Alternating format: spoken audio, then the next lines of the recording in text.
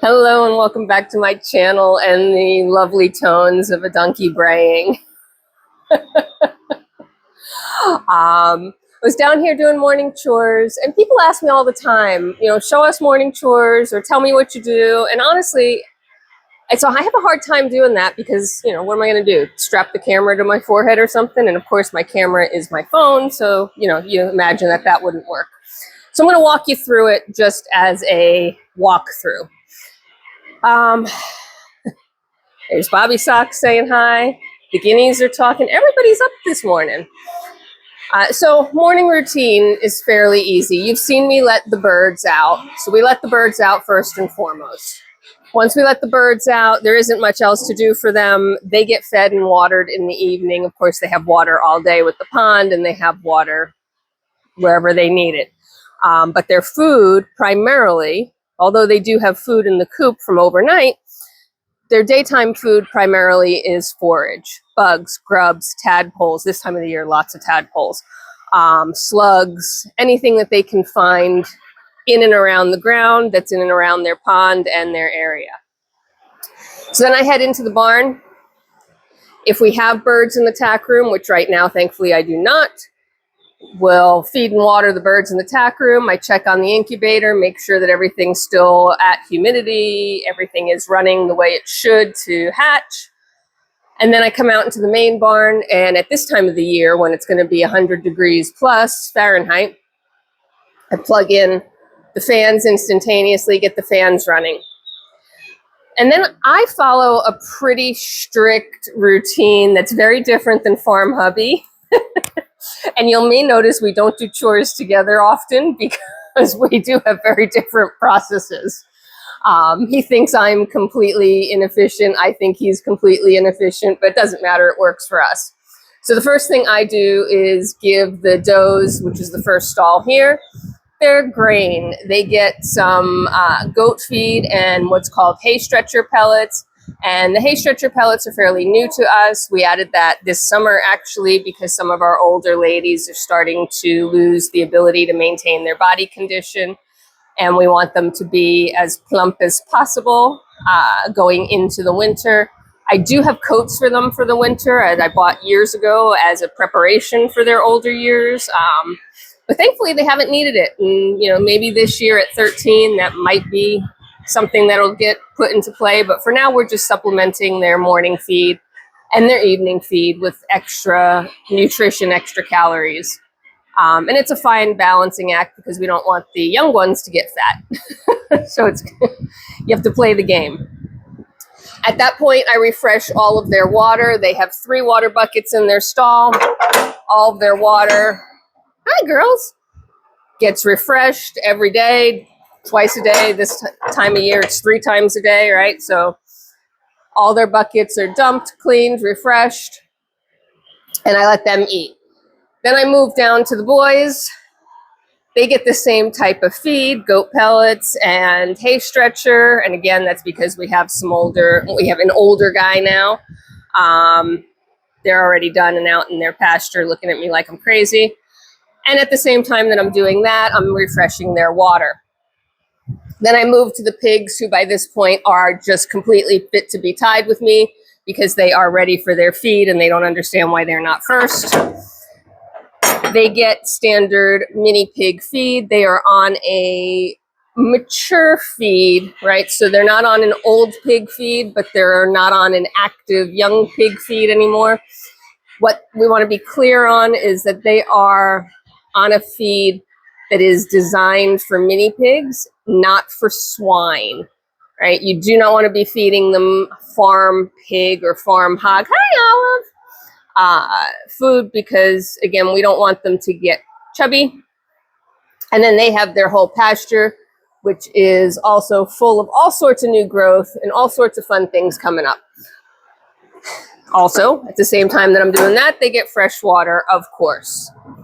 And again, at this time of the year, it's too hot to not give them fresh water multiple times a day. So they will get fresh water again this afternoon and then again this evening. The donkeys at this time of the year only get fresh water in the morning. which is why they're braying and mad at me. They have a ton of pasture. And we specifically seed and plant their pasture and maintain their pasture with nutritional grasses. They are more than chubby based on our vet's assessment, as well as just their, we know what they look like, right? They don't need hay in the morning. They think they do, but they don't. So they don't get any hay in the morning. They're mad about it. They bray, they yell at me, but they do get, their fresh water. So once that's all done, I can move to whatever baby birds I have at the time. And this time around, I have baby birds in the barn brooder. So these are chickens and turkeys. You've seen these guys. They get their food and water refreshed. Oh my goodness. And then the guinea fowl.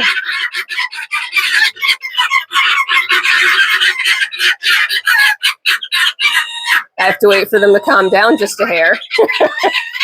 So the guinea fowl have, and our lonely gosling. I'm going to step back a second here. They get food and water as well. Their water is a fairly large jug. It's heavy. Water weighs 8 pounds a gallon, for those of you that don't know. So when I'm slinging 5-gallon buckets, we're 40 pounds of water right there. And can I carry that bucket full of water? I sure can. I just choose not to. So in the case of that particular waterer, I make a couple of trips to fill a bucket, a smaller bucket, at the spigot, bring the bucket out, dump it, and fill that.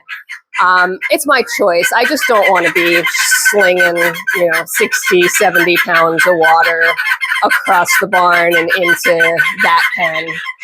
It's just not my idea of fun. Of course, Farm Hubby thinks it's much more efficient to do one trip, and he's right in that sense, but sometimes you have to balance efficiency with just wearing yourself out. Here's our gosling. The guineas have been here just a few days over a week now. They'll spend probably another 2 to 3 weeks in the pen, right about the time that these guys are ready to move outside.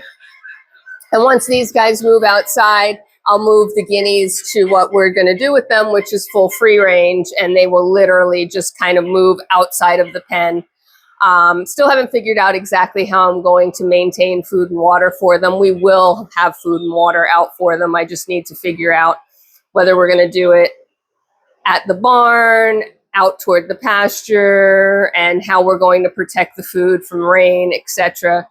And where we can, least attract any unwanted eaters, right? Obviously, the food will be somewhat eaten by wild birds as well. And the guineas really don't need food during the day when they're free ranging, because they will just crush the bugs out there, and that's their entire diet. So last but not least, I make sure that the cats have food and water. And then I'm pretty much done. I go around the barn and I pick up the bowls where we gave everybody their grain. So all those bowls, there's 4 for the does and 2 for the ducks, the bucks, and then another 2 for the pigs. And I'll pick those all up and stack them and get them ready for evening chores. And I do that just because that way I'm starting clean, right? Same thing in the evening. The last thing I'll do is pick up all the bowls and get them ready for the morning.